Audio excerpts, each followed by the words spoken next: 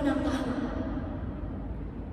Saya seorang TKW, seorang babu. Ya, memang saya babu. Bertahun-tahun saya hidup di kaki orang, menjelajah, merangkak kaki orang. Bertahun-tahun saya tutup mulut saya lipat lidah saya agar tidak bicara.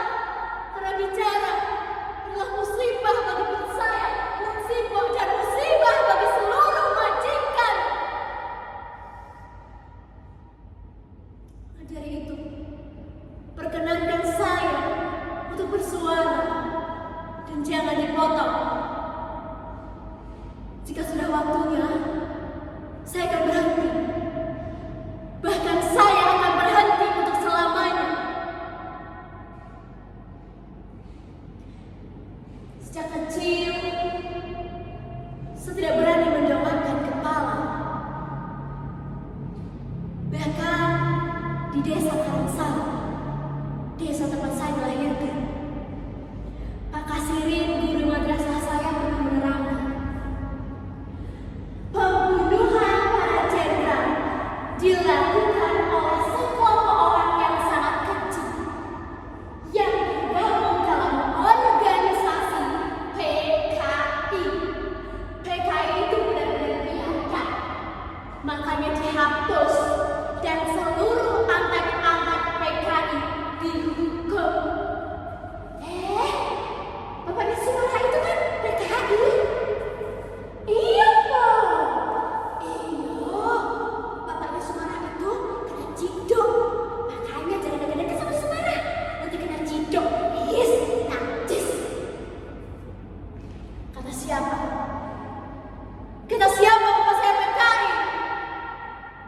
Bapak saya bukan PKI.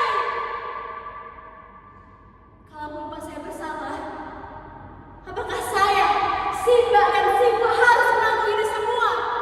Dikucilkan, dirampas mahal kami, seperti sampah yang dibuang di negeri sendiri.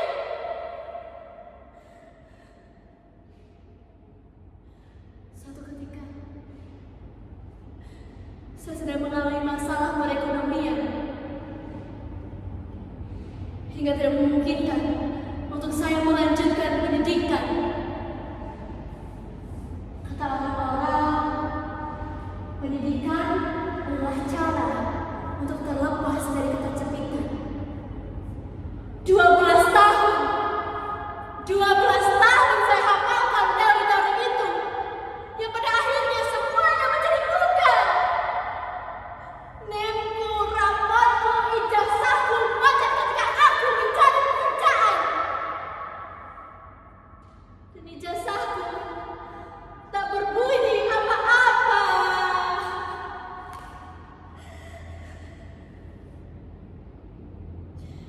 Hingga akhirnya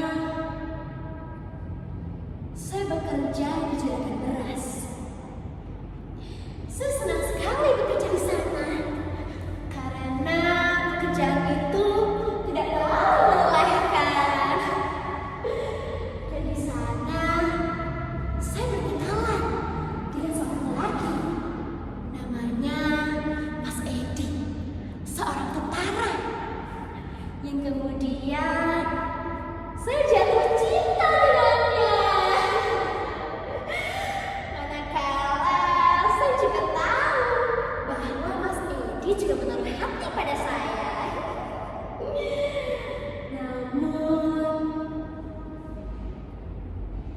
ketika Mas Edi mengetahui latar belakang keluarga saya, Mas Edi mundur.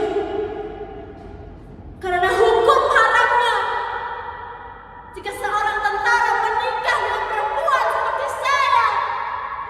Lagi-lagi bayangan Bapak menghantui saya. Saya ingin lari, saya ingin keluar dari bayangan Bapak. Kemudian melalui perantaraan seorang calon, saya mendaftar sebagai seorang TKW. Jadilah saya Sumarah binti Sulaiman, seorang TKW dengan predikat yang tertinggi di SMA.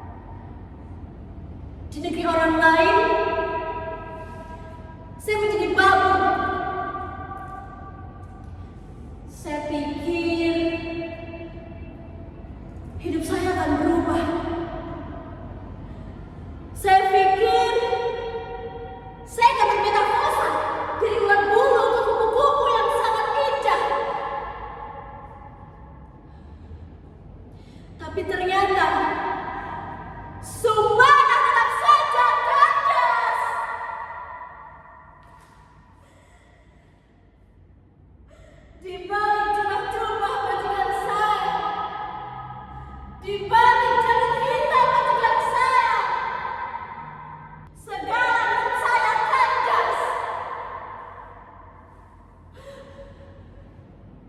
Lihat, lihat, saya disiksa.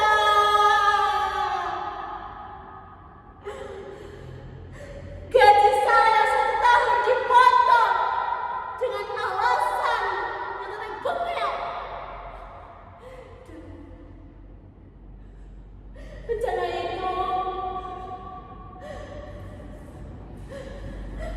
itu saya tak berdaya. Saya tak berdaya.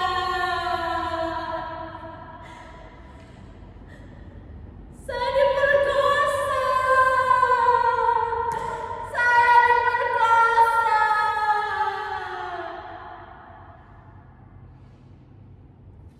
Tapi saya harus mendongakkan kepala.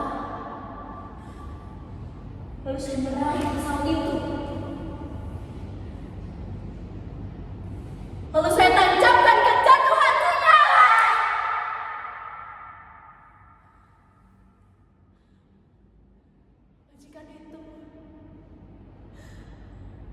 Majikan itu saya bunuh.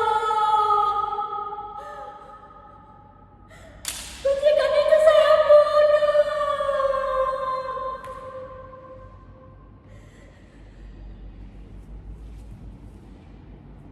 Dan hakim yang terhormat, saya tidak akan melakukan pembelaan. Dan saya, Sumanah binti Suliman, siap divonis mati.